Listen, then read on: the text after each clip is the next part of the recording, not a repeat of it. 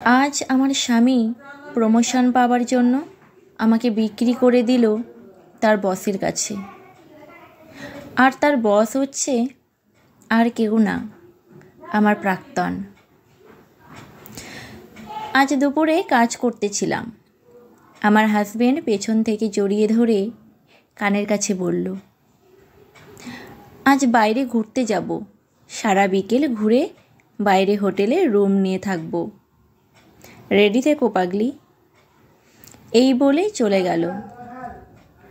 তার কথায় আমি অবাক হলাম, কারণ তিনি আমাদের বিয়ের পর মেনেই নেয়নি আমাকে।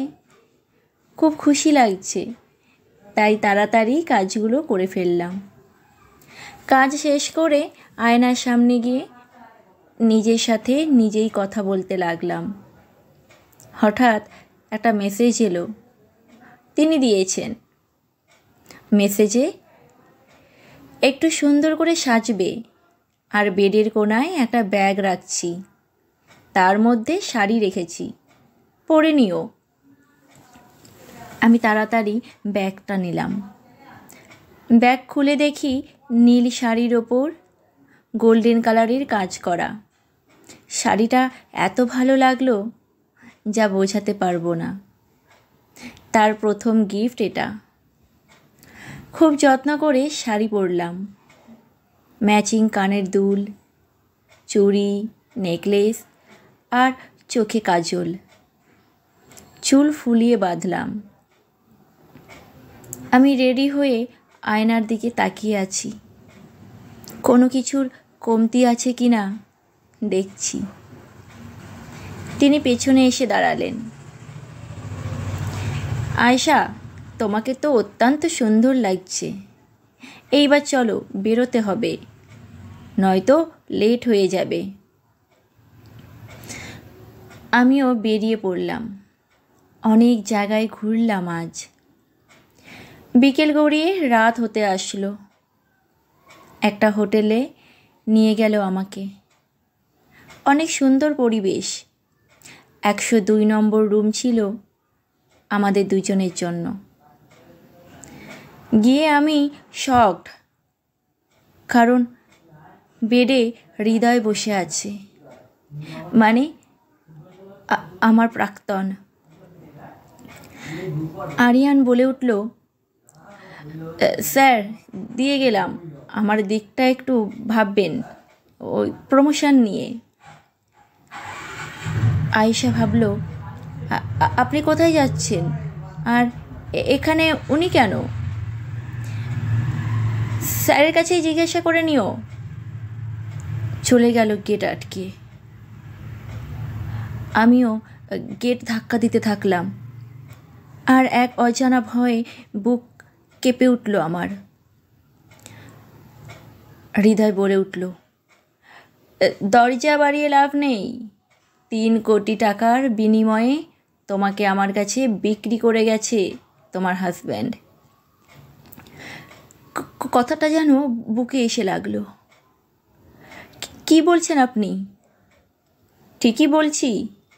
কার সাথে বিয়ে করলে আশু, যে তোমাকে শুধু প্রমোশন পাওয়ার জন্য তার বসের কাছে বিক্রি করে দিল? ছি ছি। আমার চারিদিকে ঘুরে ঘুরে বলতে লাগলো। আমার যেন দম বন্ধ হয়ে আসছে। চোখ দিয়ে টপ টপ করে পানি পড়ছে। নিজেকে আজ বোকা মনে হচ্ছে। ছি, কাকে ভালোবাসি আমি?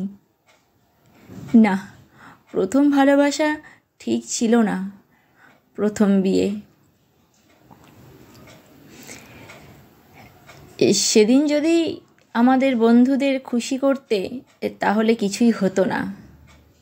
আর কি জানো আশু, আমি তোমাকে টাচ করব না, কারণ আমি জানি আজকের পর তোমাকে আমার কাছেই আসতে হবে। তখন ইচ্ছে মতো না। নিকৃষ্ট একটা হাসি দিয়ে, আজকের পর থেকে এই দরজা পেরোলে তুমি হবে বেশ্যা, শুধু সময়ের অপেক্ষা। এই বলে হৃদয় চলে গেল, বাট কাল সকালের আগে আর আমাকে ছাড়বে না। আসলে সময়টা ছিল কলেজ লাইফে। তখন সে ভালো মানুষের অভিনয় করে আমার সাথে রিলেশনে জড়ায়। এইভাবে কলেজ থেকে ভার্সিটিতে গিয়ে তার আসল রূপ দেখতে থাকি। একদিন তো মেসেজের মাধ্যমে তার কুরুচির প্রমাণ দেখান। তিনি তার বন্ধুদের সাথে ফুর্তি করতে বলেন, আমি রাজি হইনি।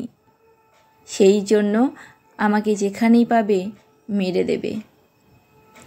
আমি বাঁচার জন্য বাড়ি থেকে বেরোনো বন্ধ করে দিই। তার মধ্যেই আমার বিয়ে ঠিক হয় আরিয়ানের সাথে। হৃদয়ের হাত থেকে বাঁচার জন্য আমি রাজি হতে বাধ্য হই, বাট আজ এই পরিস্থিতির শিকার হলাম আমি। বিয়ের পর জানতে পারি আমার হাজব্যান্ডের চরিত্র ভালো নয়। বিয়ের পরও বেডরুমে অনেক মেয়ে এসেছে আমার চোখের সামনে, কিন্তু আমি স্পিকলেস। সৎ মা থাকলে তো এরকমই পরিবারে আমাকে বিয়ে দেবেন। আমি আল্লাহর কাছে কান্না করতে থাকি নামাজে, যাতে তিনি ভালো হয়ে যান এবং আমাদের সম্পর্ক যাতে নষ্ট না হয়। কিন্তু আজ তা হিতে বিপরীত হলো। কলঙ্কিত হয়ে গেলাম। অন্যায় না করেও শাস্তি পেলাম। সকালে হৃদয় আমার শ্বশুরবাড়ির সামনে নামিয়ে দিল। শ্বশুরবাড়িতে পা দিতেই শাশুড়ি বললেন, কলঙ্কিনী, অন্যজনের সাথে রাতে মুখ পুড়িয়ে এ বাড়িতে পা দিবি না। বুঝলাম আরিয়ান লোকটা নিজের দোষ ঢাকতে আমার উপর দোষ চাপিয়েছে। আমাকে ঘাড় ধাক্কা দিয়ে বের করে দিল বাড়ি থেকে। ফোন করে বাপের বাড়ি থেকে বলে দিল, বাপের বাড়ি মুখ হলেই আমাকে জবাই করবে। সবই ছেড়ে দিলাম আল্লাহর উপরে। আমি পুরো নিঃস্ব। হঠাৎ ফোনে মেসেজ আসলো হৃদয়ের নাম্বার থেকে, তোমাকে আমার কাছেই পরাধীনতার শিকার হতে হবে আশু। আমি মনে মনে ওয়াদা করলাম, মরে যাব, তারপরও নিজেকে কলঙ্কিত হতে দেব না।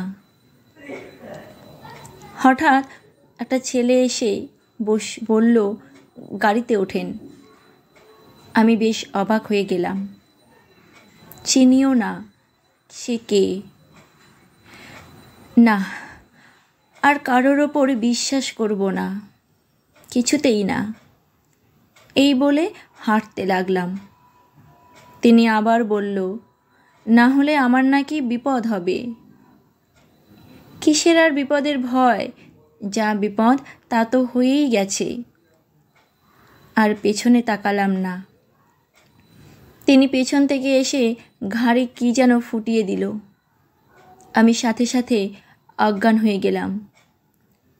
তারপর আর কিছুই আমার মনে নেই। যখন জ্ঞান ফিরল তখন নূপুর আন্টিকে দেখলাম এবং তাকে জড়িয়ে ধরে কাঁদতে থাকলাম। গল্পটি এই পর্যন্তই রইল। বাকি অংশ পরের ভিডিওতে অবশ্যই দেওয়ার চেষ্টা করব। নমস্কার।